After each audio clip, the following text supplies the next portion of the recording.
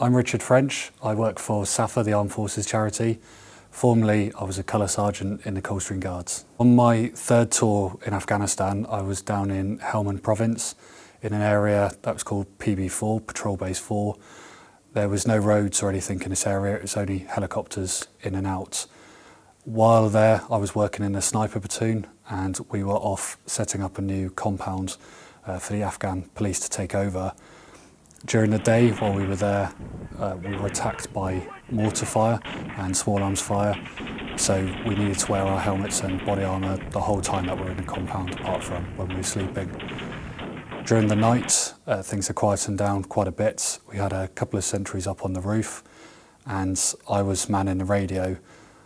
I moved over to our slit trench to use the toilet, and at that point, a grenade was thrown over the wall and bounced off my helmet.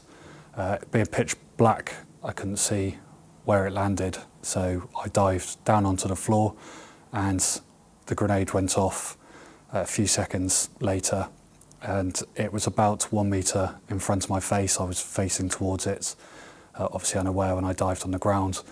There was a small mud bun line in front of, between me and the grenade.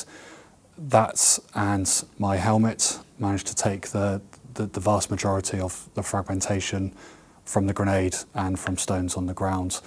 As you can see, it caused quite significant damage to the helmet, and having been wearing that, if we hadn't been attacked earlier that day and I hadn't been wearing it, that fragmentation entering my head is extremely likely that it would have killed me.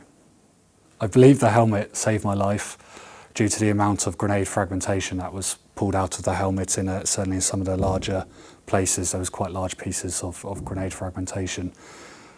Since Afghanistan, I managed to stay in the army for a few more years before being medically discharged, but it's allowed me to have a family and carry on my life. I now work for a military charity and try to give back to other veterans who weren't as lucky as me or are suffering far worse than I ever was. So in April 2023, I'm going to be running 100 miles wearing body armour, including all of the armour that we would have worn in Afghanistan, so front and rear armoured plates. The reason that I'm doing this is, one, to raise awareness and to raise funds for SSAFA, the Armed Forces charity, and that all the people they help, but also to represent the veterans that can no longer run these or do these sort of adventures due to either mental health issues or physical injuries that they received in service. If you'd like to follow my progress, there will be a tracker, so you'll be able to see me throughout the 100 miles, and also my Just Giving page has been set up and the details will be on the screen.